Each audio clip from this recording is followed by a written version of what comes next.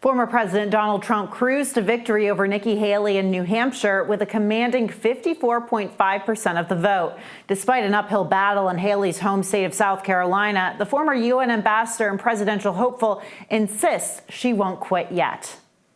This race is far from over. There are dozens of states left to go. And the next one is my sweet state of South Carolina. National political reporter Kate Martell was on the ground in New Hampshire, hearing firsthand from voters on who they are throwing their support behind. Just support Trump. He's the only candidate. He's a good man. I'm actually a lifetime Democrat, but because the DNC passed over New Hampshire and my vote wouldn't count, it would be meaningless, they said. So I decided to change my affiliation to undeclared so that I can vote in the Republican primary. And I'm voting for Nikki Haley. I'm an independent. I generally vote Democrat. Nikki Haley has all of the qualities that we need in a great president, and I'm going to vote for her. I'm definitely a Trump supporter. I feel like his administration's been through so much, and so I'm very interested to continue to support him. With a lot on the line in the race heating up, all eyes are on Haley's home state of South Carolina. Time to go on the record. Here to break it all down is Scott Tranter, Director of Data Science from Decision Desk HQ. Scott, it's so good to see you again. Yeah. Fresh off another crazy night, election night, huh? Another crazy night, and I guess we have roughly 30 days between ahead of South Carolina. So, speaking of South Carolina, Trump is ahead in the polls by almost 34%. We know Haley has poured money into the state for a last-minute push to voters, but what does she need to do to catch up to the former president? Well, one thing she needs to do is raise money. It's very clear that she has spent almost everything she had to get here. She got the two-person race she wanted.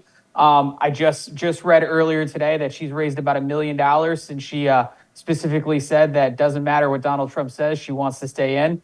We're obviously reading stuff about some of her major donors, but it's really those small dollar donors that are going to need to support her over the next month if she's going to want to continue her fight. Absolutely. Haley's campaign very much trying to push that message that the small dollar donors are absolutely pushing her along. But with DeSantis dropping out, does Haley still have the support of his voters, or did she even have it to begin with?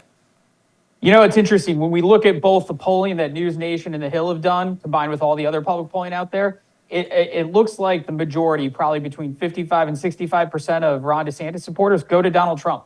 She picks up some, but Donald Trump picks up more. And so I think we're seeing that, especially in South Carolina, where Donald Trump's margins went up since Ron DeSantis suspended his campaign. But we'll see if that stabilizes a little bit, because this is where Nikki Haley, this is exactly what she wanted. She wanted a two-person race. She might even get a debate, although I doubt that, but that's what she's angling for. She sticks around. Voters are going to get two candidates to focus on, and she'll see if she can claw some of those Ron DeSantis voters back. Yeah, and before Ron DeSantis even dropped out, we saw that Trump supporters, or his own supporters, said that Trump was their second choice. So no surprise there. Trump's heading into South Carolina with such a commanding lead. Is the writing on the wall for Nikki Haley's campaign if Trump pulls off another upset in the Palmetto State? It's certainly going to make it tough for her to make a case, right? 3 states Nevada, 4 states in. There's still probably going to be about 1,000 delegates to go before Donald Trump officially clinches the nomination. But the momentum is certainly behind him, and the money. She's going to have a tough case to make. That being said, she's the only other candidate in there, and sometimes it's good to play for second, especially given the potential craziness for the rest 6 to 9 months for Donald Trump. Oh my gosh, it's going to be crazy. We know that Haley has specifically said she doesn't play for second, but maybe there's a strategy in there. Haley was Trump's former UN ambassador, but now he's changed his tune, continually slamming her during his speeches. That one in New Hampshire was quite something, calling her out for even the dress she wore. Does she stand a chance to join his cabinet at this point? Well, I point out we've seen this from Donald Trump a lot. 24 hours before Iowa, he was slamming Vivek Ramaswamy, and then we saw them up on stage together, hugging each other. Same thing with Tim Scott and a few others. So, this one seems a little bit more personal, but it's always personal with Donald Trump until it's not. I wouldn't count on it, but I wouldn't be surprised either to see her in the cabinet. That'll be interesting to watch. And we know that, she criticized him in 2016 and obviously ended up on his cabinet. Decision Desk has Trump and Biden in a very close race, with Trump slightly leading. Wall Street thought we were heading into a recession last year. Instead, we got a 3.1% GDP growth under Biden. Why isn't Bidenomics resonating with voters? And if the economy continues to improve, will Biden be able to capitalize on that and move ahead?